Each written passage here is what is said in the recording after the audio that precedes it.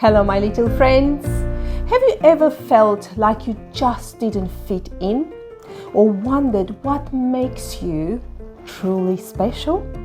Today, we're reading a beautiful tale about a little wooden Wemmick named Punchinello who learned something very important about himself and about love.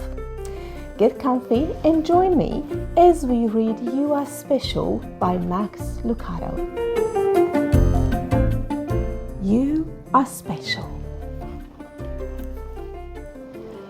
The Wemmicks were small wooden people. All of the wooden people were carved by a woodworker named Eli. His workshop sat on a hill overlooking their village. Each Wemmick was different. Some had big noses, others had large eyes. Some were tall and others were short. Some wore hats, others were coats. But all were made by the same carver and all lived in the village. And all day, every day, the Wemmicks did the same thing. They gave each other's stickers. Each Wemmick had a box of golden star stickers and a box of grey dot stickers. Up and down the street all over the city, people spend their days sticking stars or dots on one another. The pretty ones, those with smooth wood and fine print, always got stars. But if the wood was rough or the paint chipped, the Wemmicks gave dots. The talented ones got stars too. Some could lift big sticks high above their heads or jump over tall boxes.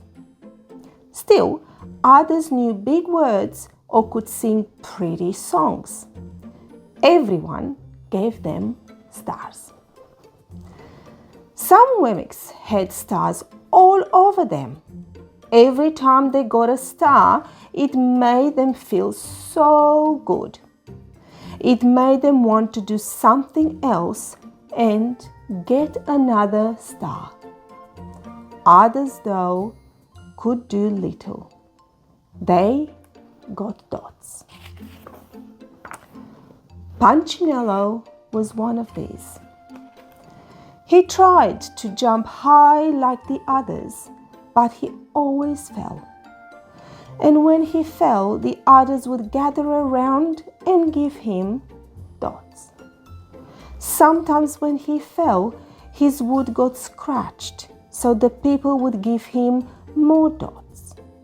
Then, when he would try to explain why he fell, he would say something silly, and the Wemmicks would give him more dots. After a while, he had so many dots that he didn't want to go outside. He was afraid he would do something dumb, such as forget his hat or step in the water, and then people would give him another dot. In fact, he had so many grey dots that some people would come up and give him one for no reason at all. That wasn't nice, was it? He deserves lots of dots, the wooden people would agree with one another. He's not a good wooden person. After a while, Punchinello believed them. I'm not a good Wemmick, he would say. The few times he went outside, he hung around other Wemmicks who had a lot of dots. He felt better around them. But one day, he met a Wemmick who was unlike any he'd ever met. She had no dots or stars. She was just wooden. Her name was Lucia. It wasn't that people didn't try to give her stickers, it's just that the stickers didn't stick. Some of the Wemmicks admired Lucia for having no dots, so they would run up and give her a star, but it would fall off. Others would look down on her for having no stars, so they would give her a dot, but it wouldn't stay either. I wonder why. That's the way I want to be, thought Punchinello. I don't want anyone's marks. So he asked the stickerless Wemmick how she did it. It's easy, Lucia replied. Every day I go see Eli. Eli? Yes, Eli, the wood carver. I sit in the workshop with him. Why? Why don't you find out for yourself? Go up the hill, he's there.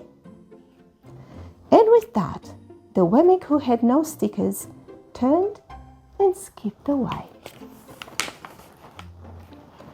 But will he want to see me? Punchinello cried out.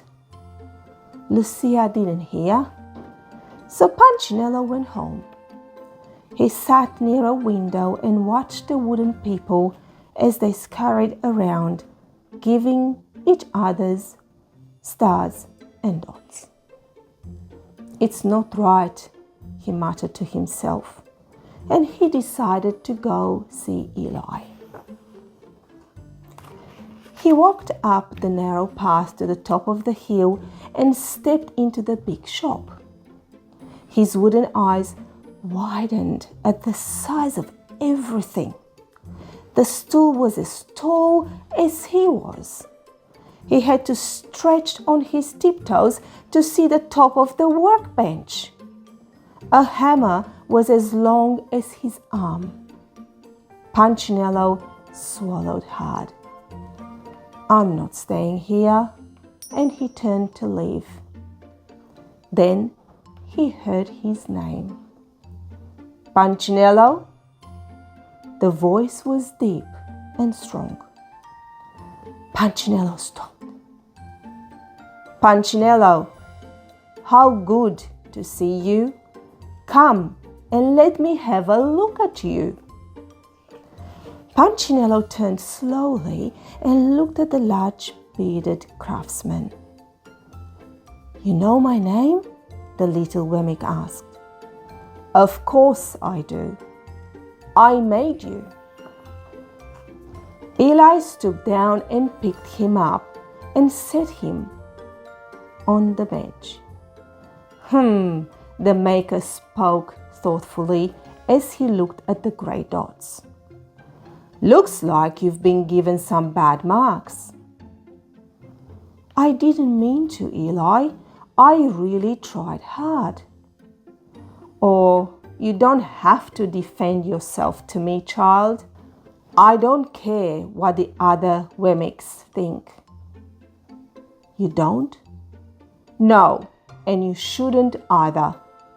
Who are they to give you stars or dots? They're Wemmicks just like you. What they think doesn't matter, Punchinello. All that matters is what I think. And I think that you are pretty special. Punchinello laughed. Me? Special? Why? I can't walk fast. I can't jump. My paint is peeling. Why do I matter to you? Eli looked at Punchinello, put his hands on those small wooden shoulders, and spoke very slowly. Because you're mine. That's why you matter to me. Punchinello had never had anyone look at him like this, much less his maker. He didn't know what to say. Every day I've been hoping you'd come, Eli explained. I came because I met someone who had no marks, said Punchinello. I know. She told me about you. Why don't the stickers stay on her? The maker spoke softly. Because she has decided that what I think is more important than what they think. The stickers only stick if you let them. What? The stickers only stick if they matter to you. The more you trust my love, the less you care about their stickers. I'm not sure I understand, said Punchinello. Eli smiled. You will, but it will take time. You've got a lot of marks. For now, just come to see me every day and let me remind you how much I care. Eli lifted Punchinello off the bench and set him on the ground.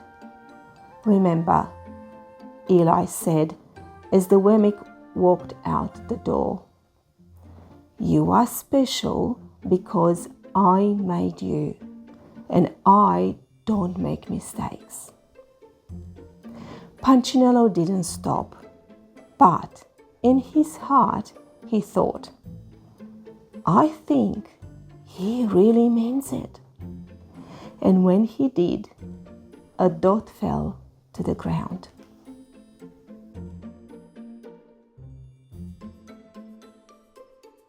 Wow, wasn't that such an inspiring story? Punchinello discovered that what really matters is how much he's loved by his maker, and that's what makes him special. Remember, you are unique, you are loved, and you are special too. If you liked today's story, come back next time for more reading magic. And don't forget to like and subscribe to Mama's Story Time so you'll never miss a story. Until next time, happy reading and bless you all.